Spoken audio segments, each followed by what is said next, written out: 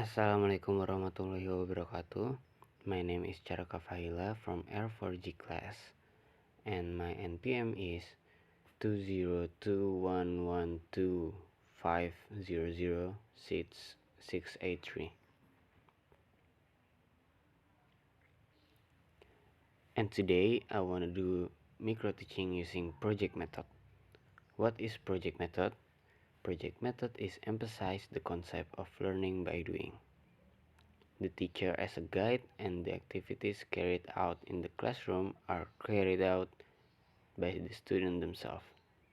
The teacher will give project and student will do the project. So project method is a method used to make student active in the class. The teacher will explain the material clearly and will give a project. Then student will make the project, so student will be active in learning. And the task. My target learners is senior high school. My language level is medium. Language skill that can improve with project method is speaking, writing, and reading. And the objective is improve their critical thinking and laziness in doing the task. Pedagogical approach is the constructivist approach. Topics. The topics that I teach in is basic futsal learner. Why I choose basic futsal learner for the topic? Because in my opinion, futsal is suitable for high school and above. It's good for increasing physical strength. Futsal. Futsal stands for football and sala.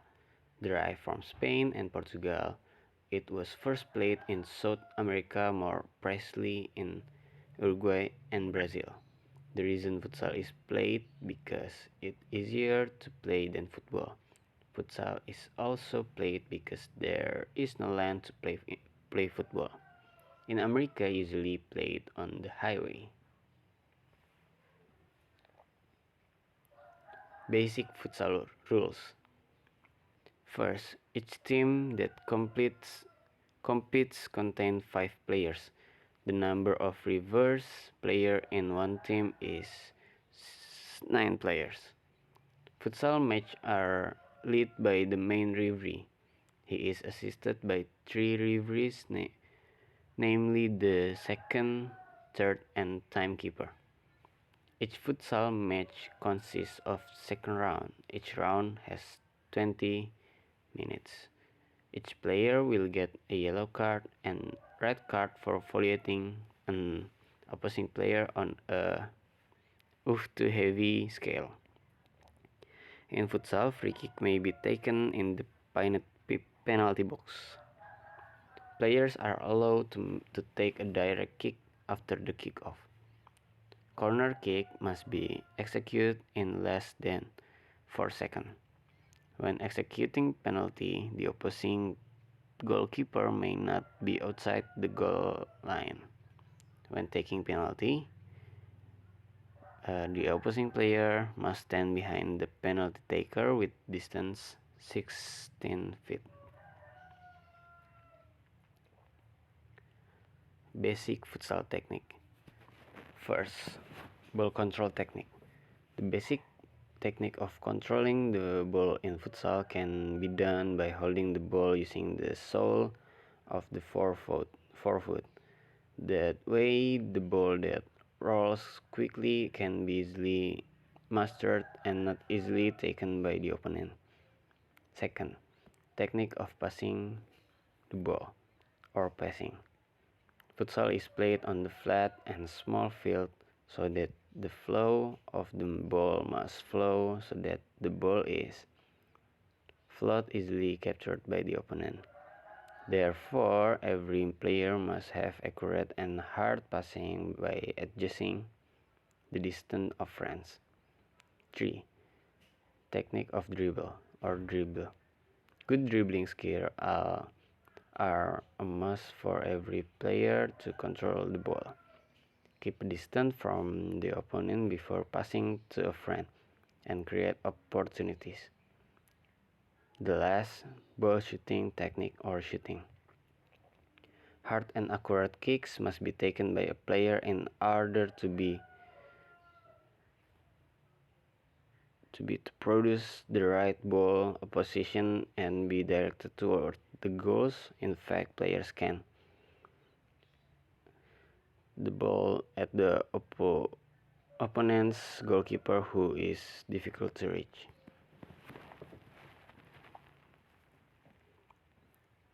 Ball control techniques.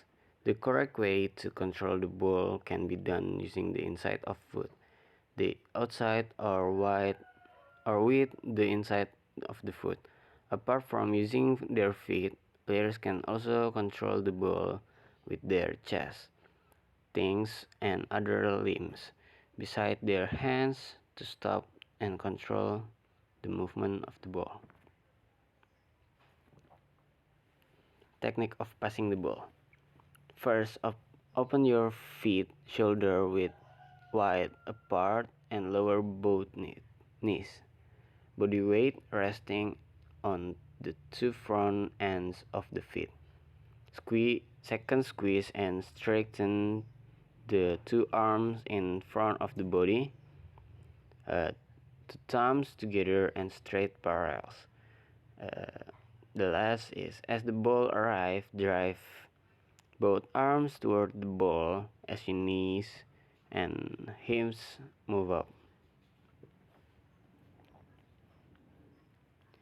Technique of dribble.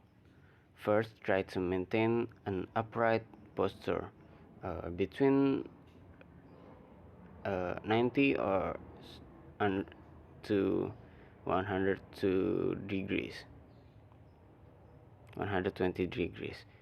Second, keep the ball close to the foot. Dribbles between 0 until 30 centimeter.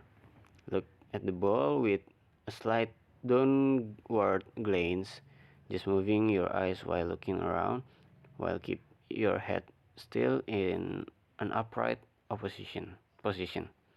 Don't get down to because it will shorten our line of sight. Consider the following illustration.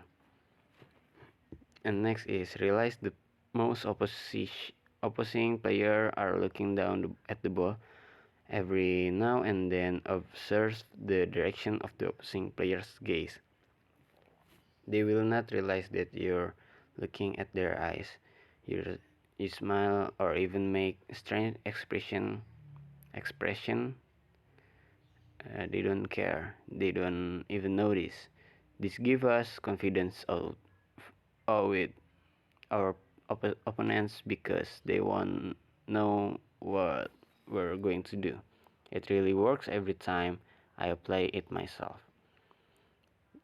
The next is practice the ability to make sudden movement without throwing the ball too far so we can chase the ball. The last is get used to running with your feet together at slow pace, such as walking with a ball and then make quick move by running sprint while carrying the ball. Ball shooting technique. Place your feet next to the ball with your toes straight facing the goal, not kicking foot. Use the back of the foot to shoot. Concentrate your gaze toward the ball right in the middle of the ball when the back of your foot touch the ball. Look or strengthen the heel so that the moment of contact with the ball is stronger. The position of the body is slight tilted forward. When the body is not tilted, it's not most likely that the lower ball will be affected and will be sore. Next, continue with an advanced movement where after contact with the ball in continuing shooting, the leg swing should not be stopped. And the training is the first endurance training or aerobic and anaerobic. The objective is increase muscle and heart endurance, and it's able to move and run for a long time without experiencing excessive fatigue. And the method is get used to play get used to the other players to jog for 40 until 60 minutes with speeds. And the result is the follow up to this exercise is to increase speed, intensity, and agility of the movement. This their exercise affect the player's stamina process. Futsal players are able to make fast, stable, and consistent movement for a long time. Second, strength training, weight training. Objective is player advised not to jump on a hard surface because it can cause injury to the shins and legs. The method is in this exercise the player first do push up, pull up, back up, squat thrust, and squat jump. Next, player continue the training process using actual weights, and the result is very effective for increasing the strength of the player. 3. Speed training. Objective.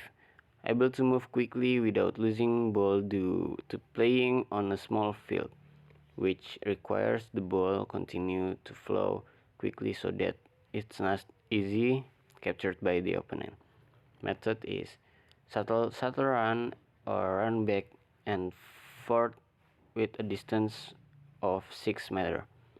The quality of training is improved by adding weights and obstacles. 4. Flexibility training. Objective able to move, able to change direction and turn around when playing. Result, so the players are not prone to injury to the joints and muscle. The method is do the right stretches such as kissing your legs, wax pose, broad, and so on. And I think my explanation is clear, so I will give you assignment. The task is to make video practicing the 4 basic techniques in futsal that I explained earlier, and the video minimum 2 minutes and maximal is 10 minutes. Collect next week. That's all for today. Thank you.